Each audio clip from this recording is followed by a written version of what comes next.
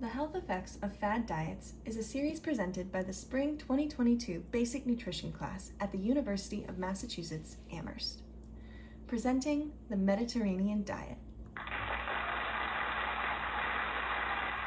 Have you ever heard the saying, "You are what you eat"? Most of us know that the foods we consume have an impact on our health.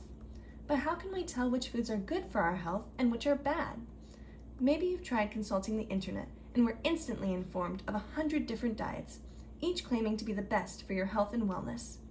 But can you trust these sources? Maybe, but maybe not. The only way to know the true impact of a diet is through nutritional research. In this video, we will use published research studies on the Mediterranean diet to determine what can the Mediterranean diet do for my health. Our three objectives are to define the Mediterranean diet, to explain, according to research, the diet's effects on obesity and type 2 diabetes mellitus, and finally, to discuss if you should incorporate the Mediterranean diet into your life. The Mediterranean diet is typically defined as the diet of the people of Crete before the year 1960. The island of Crete is in the Mediterranean Sea. That's why this is called the Mediterranean diet. Although some define the diet differently, it always has elements common to the diet of people living near the Mediterranean Sea. Here you can see the macronutrient distribution of the Mediterranean diet. That is, what percent of the diet is carbs, fat, and protein. Carbohydrates make up the largest number of calories at 43%. This translates into 4 servings of whole grain cereals, 5 servings of vegetables, and 2 servings of fruit per day. The Mediterranean diet focuses on whole food over processed, so there's very little added sugar. Next up is fats at 33%. This is a higher percentage of fat than many other diets. But most of these fats should come from either monounsaturated or polyunsaturated, MUFA or PUFA fatty acids, which are found in plant sources like olive oil. Limit saturated fatty acids, which come from animal sources, as much as possible. Finally, protein makes up 15% of calories. While this is a lower amount of protein than many Western diets, it is still considered a moderate amount of protein and will fulfill all your protein requirements. 1 serving of nuts per day and meat every other day. Fatty fish should be consumed at least twice a week, while chicken and other white meat should not be eaten more than twice per week. Red meat is reserved for special occasions, only once or twice a month. Here we see a visual representation of the Mediterranean diet. Doesn't it look delicious? Larger items should be consumed more frequently than smaller. As you can see, carbohydrates are mostly whole grains, such as bread and rice, vegetables, and fruit. Sweetened foods like candy are only an occasional treat. Most fats come from plants, especially olive oil, and nuts. Saturated fats from baked goods and meats are reduced. Finally, for protein, nuts and beans make up the major suppliers, along with fish and some yogurt and chicken. Eggs are reduced to only once or twice a week, while red meat is eaten only once or twice a month. 2 final notes. First, the Mediterranean diet is much higher in fiber than the typical Western diet, about 30 grams per day coming from all those whole grains and veggies. Second, you don't have to worry about vitamins and minerals when eating a Mediterranean diet.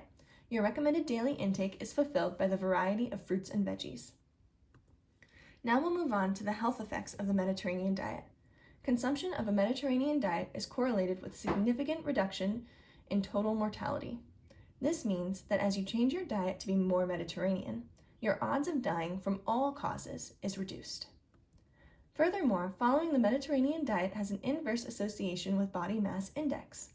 According to a study published in the Journal of Nutrition in 2004, after controlling for different health metrics, there was a 39% lower risk of obesity for participants who most adhered to the Mediterranean diet compared to those who did not.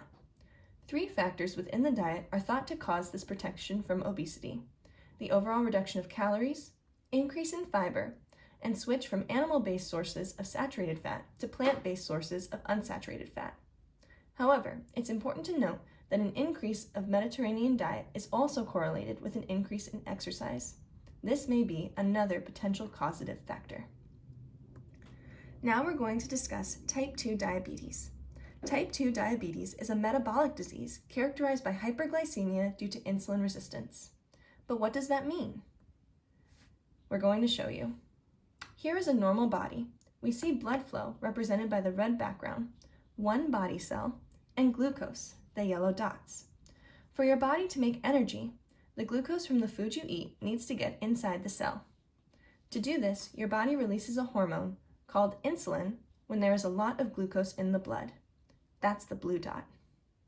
The insulin connects to its receptor on your cells and tells it to let the glucose in. Success. In a diabetic body, this process is impaired because the insulin doesn't connect to its receptor. This is called insulin resistance.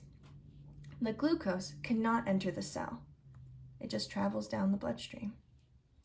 This causes many problems, including high blood pressure, vision issues, high risk of cardiovascular disease, frequent urination, and more. So to recap, type 2 diabetes is a metabolic disease characterized by hyperglycemia, high blood glucose, due to insulin resistance. The insulin is not signaling correctly. The Mediterranean diet reduces risk of type 2 diabetes through 3 mechanisms: the reduced risk of obesity, the increased fiber intake, and the restraint to only moderate amounts of protein. As we already discussed, the Mediterranean diet is inversely associated with obesity. Obesity increases risk of type 2 diabetes because it may cause insulin resistance. Therefore, obesity risk reduction via Mediterranean diet intervention may reduce risk of type 2 diabetes.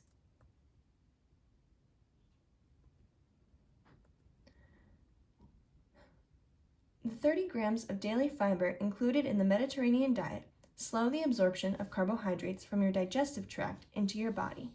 This slow and steady absorption leads to a slow rise and fall of insulin, rather than insulin spiking to very high levels and then falling into a crash.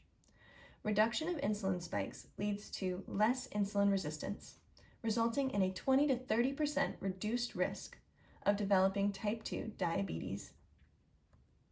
Finally, the Mediterranean diet's protein intake is lower, but still moderate, and more plant-based than most Western diets, resulting in less consumption of branched-chain amino acids and saturated fat. You can see here the 3 branched-chain amino acids, with their branches highlighted in green.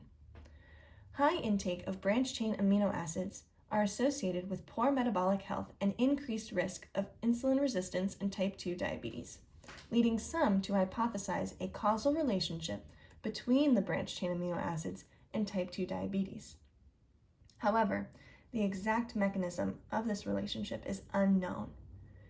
It may be that dysfunctional insulin signaling causes the increase of branched-chain amino acids instead of vice versa.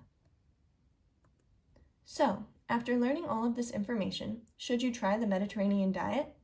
Well, diet is a modifiable risk factor for disease. While we can't change our genetics or our age, our diet is up to us. Adopting the Mediterranean diet may reduce your risk for obesity and type 2 diabetes according to nutritional research. So if that is your goal, go for it. But take it with a grain of salt. This diet is not a panacea. It must be combined with regular exercise and doctor's visits to give the best chance of a long and healthy life. Here are the sources I used for this video. You may have noticed that some of the slides have numbers in the upper right corner. Those numbers correspond to this list and allow you to see what research was used for each slide. Thanks for watching, and have a great day.